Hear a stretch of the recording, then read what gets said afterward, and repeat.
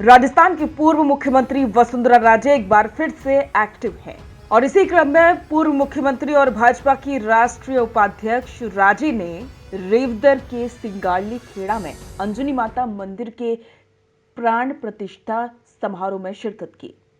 19 minute के उनके प्रभावी भाषण में उन्होंने धर्म, संस्कृति, शिक्षा और राजनीति पर बात की। राजे का स्वागत भी काफी भव्य किया गया था। इस दौरान राजे ने जो भाषण दिया वो इन दिनों सोशल मीडिया पर वायरल है और राजनीति में राजे के इस भाषण की जमकर चर्चा हो रही है। राजे ने कहा कि अंजनी माता मंदिर का संबंध माउंट आबू की अर्बुदा देवी से है। उनके गुरु महाराज ने अर्बुदा देवी के यहाँ पर लंबी तपस्या की थी, जिसके कारण उनका इस क्षेत्र से विशेष लगाव है। उन्होंने जोर दिया कि समय के साथ आगे बढ़ना भी जरूरी है, लेकिन अपनी संस्कृति और परंपराओं को भी संजोए रखना चाहिए। पूर्व मुख्यमंत्री ने कहा कि प्राण प्रतिष्ठा भारतीय संस्कृति का एक महत्वपूर्ण हिस्सा है और हिंदू धर्म का एक बड़ा प्रयोग।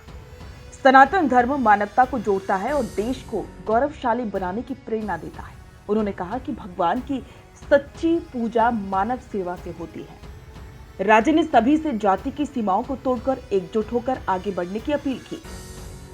राजे ने महिलाओं से अपने बच्चों, खास करके बेटियों को आत्मनिर्भर बनाने का आह्वान किया।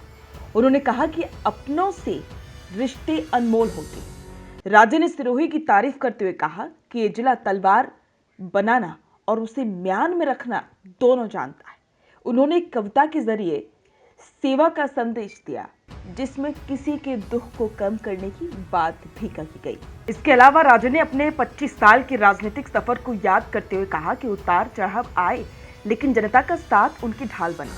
उन्होंने सिरोही को अपना प्रिय जिला बताया और कहा कि जनता ने जो मांगा वो देने की कोशिश की है।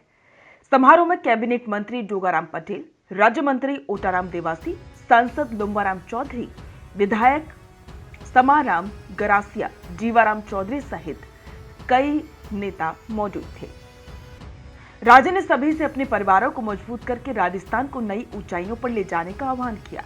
उनका ये दौरा न केवल धार्मिक बल्कि सामाजिक एकता और विकास के संदेश के लिए भी याद किया जाएगा।